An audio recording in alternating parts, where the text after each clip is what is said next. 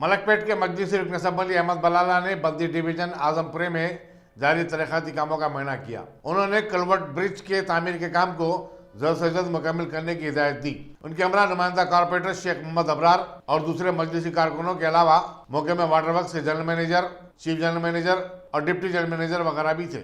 तैफा मजीद तमाम एरियाज़ के अंदर, उस्मानपुरा, कट्टलगुड़ा, तमाम एरियाज़ के अंदर पानी की तकलीफ है।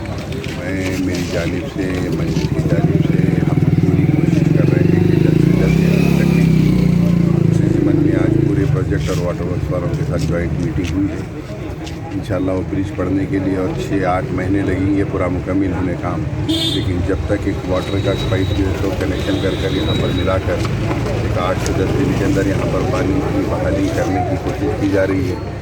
मैं आजमपुरे के इस हल्के की आवाम से यही गुजारिश करूँगा कि आप लोग पिछले 1.5-2 महीने से इस तकलीफ़ को झेल रहे हैं। इंशाल्लाह और एक 8-10 दिन के अंदर हम जितना हो सके टैंकर्स के ज़रिए या दूसरे कोई सोर्स के ज़रिए जितना भी पानी दे सक रहे दे रहे हैं। इंशाल्लाह 8-10 दिन के अंदर ये प्रॉब्लम सॉल्व करने की कोशिश करेंगे।